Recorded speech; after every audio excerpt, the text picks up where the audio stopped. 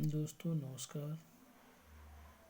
यह राकेश मोटिवेटर का 41वां क्लास है, जिसमें हम लोग दिल्ली सल्तनत के विविध प्रश्नों को देखेंगे।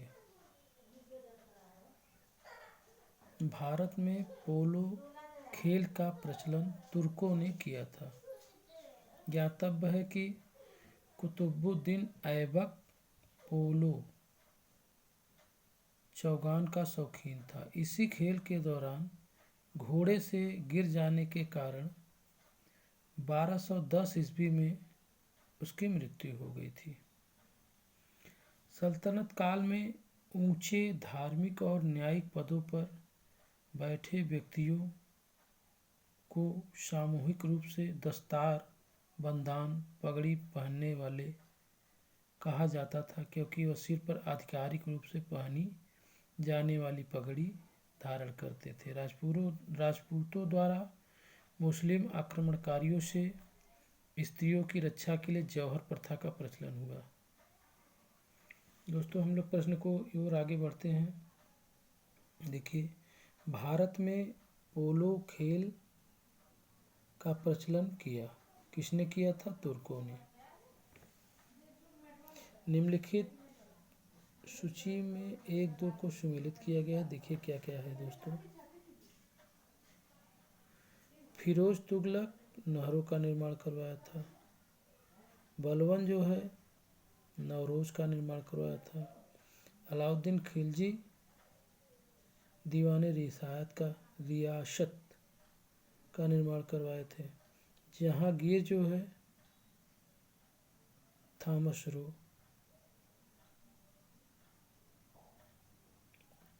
इस प्रकार दोस्तों हम लोग आगे बढ़ते हैं। देखिए,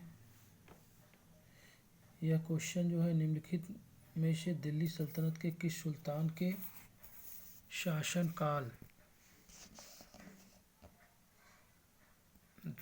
शासनकाल में शाही महलों में हिंदू देवी देवताओं की पूजा होती थी? नसरुद्दीन खुसरो शाह। यह दोस्तों ROA 2021 प्री में पूछा गया दोस्तों। देखिए नेक्स्ट क्वेश्चन दोस्तों क्या है। निम्नलिखित में से कौन सा युग्म सुमेलित नहीं है? इसमें सुमेलित है अब्दुल रज्जाक तुर्की, यह गलत है। इब्न बतूता मोरक्को देश के थे। मार्को पोलो इटली के थे और नूनिन पुर्तगाल के थे। यह जो है RO 2021 में पूछा गया। निम्न यात्रियों को पधारने का क्या अनुक्रम रहा है? तो अनुक्रम रहा है दोस्तों, पहले जो है अलबरूनी थे, फिर इब्न बतूता थे, फिर ट्रेवेनियर थे, फिर मनुची थे दोस्तों।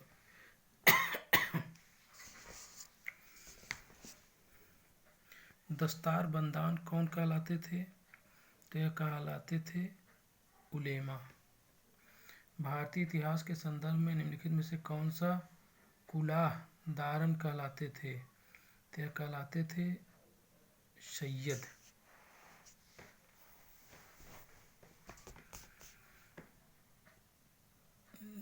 चुंबकीय द्विसूचक दिशा सूचक का भारतीय महासागरों में प्रयोग प्रारंभिक सूचना किसके द्वारा की गई थी? सदरुद्दीन मोहम्मद औफी के द्वारा। निम्न व्यक्तियों में ने भारत में विभिन्न समय पर राज्य किया। उनके राज्य के सही कालक्रम का नीचे दिए गए कूट का सहायता से चयन करें। तो इसमें है रजिया सुल्तान, अलाउद्दीन खिलजी, शेरशाह सूरी और अकबर।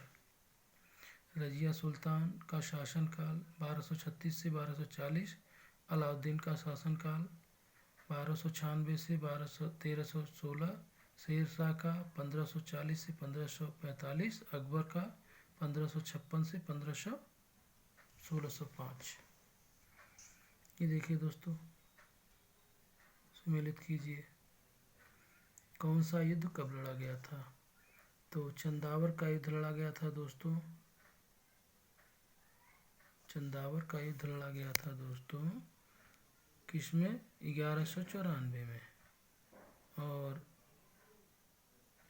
तैमूर का लड़ा गया था 1398 में। तालीकोट का लड़ा गया था 1565 में। घाघरा का लड़ा गया था 1529 में।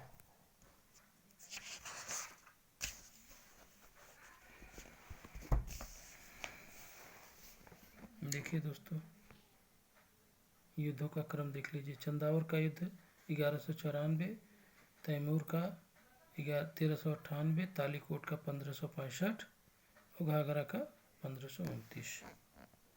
निम्नलिखित में से कौन सा युग्म सुमेलित नहीं है? तो इसमें सुमेलित नहीं है चाँद बीबी अवध, यह गलत है। बहादुर शाह गुजरात सही है, रजिया सुल्तान दिल्ली सही, बहादुर शाह मालवा सही है।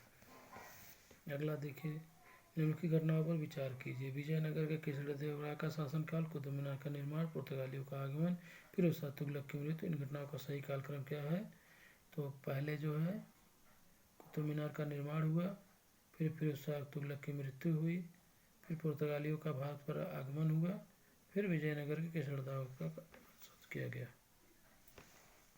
इस प्रकार दोस्तों हम लोग आगे बढ़ते हुए चलते हैं। देखिए, नीचे युग्मों में से कौन प्राचीन और कौन किसके क्या है? देखिए, कृष्णदेवराय, महेंद्र वर्मन, मत विलास प्रसाद। दिल्ली सल्तनत के किस वंश को सबसे कम समय तक शासन किया गया है? तो इसमें है खिलजी वंश। आइन उल मुल्की मुल्तान ने इनमें से किसके शासन के अधीन सेवा नहीं की? तो यह है इल्तुतमिश। निम्नलिखित में से किस प्रथा की शुरुआत राजपूतों के समय में हुई? सी जौहर प्रथा। निम्नलिखित में से कौन मध्यकालीन विद्वान लेखकों में से कौन धर्म का अनुयायी है? तो अनुयायी है हेमचंद सूरी।